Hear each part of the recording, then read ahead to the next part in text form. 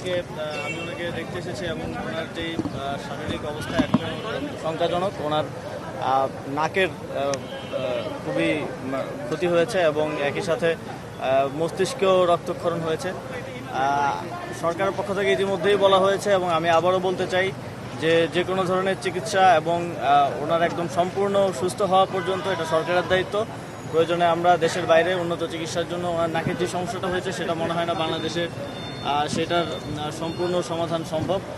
সেটা সরকার দায়িত্ব নেবে এবং একই সাথে যেই ফ্যাসিবাদী শক্তিরা এখনও বারবার নানা ফরম্যাটে তাদের শক্তি প্রদর্শন করছে এবং জুলাই গণঅভ্যুত্থানের যারা সম্মুখ সারির নেতৃত্ব আছেন, জুলাই গণঅভ্যুত্থানে যারা অংশগ্রহণকারী আছেন তাদের উপর তাদের পরাজিত হওয়ার যেই আক্রোশ সেটা মেটানোর চেষ্টা করছেন, তাদের প্রতি আমরা কড়া হুঁশিয়ারি দিতে চাই এবং সরকারের দিক থেকেও এই ধরনের কার্যক্রমকে আর বরদাস্ত করা হবে না। এ বিষয়ে সরকার ইতিমধ্যেই উদ্যোগ নিয়েছে একটি শক্তিশালী তদন্ত কমিটি করার মাধ্যমে যারা যারা এর সাথে জড়িত তাদেরকে শাস্তির আওতায় নিয়ে আসার এবং আমরা ইতিমধ্যে জানতে পেরেছি যে এই কর্মসূচি করার আগেও গণ অধিকার পরিষদ এবং নুরুল হক নূরকে হুমকি দেওয়া হয়েছে। কাদের দিক থেকে এই ধরনের হুমকি দেওয়া হয়েছে, কোন কোন ইনস্টিটিউশন রাষ্ট্রের কাঠামোর মধ্যে থেকেও বিভিন্ন রাজনৈতিক দল এবং ফ্যাসিবাদী শক্তিকে এখনও সার্ভ করে যাচ্ছে, সেটা সরকার খতিয়ে দেখবে এবং প্রয়োজনীয় ব্যবস্থা গ্রহণ করবে।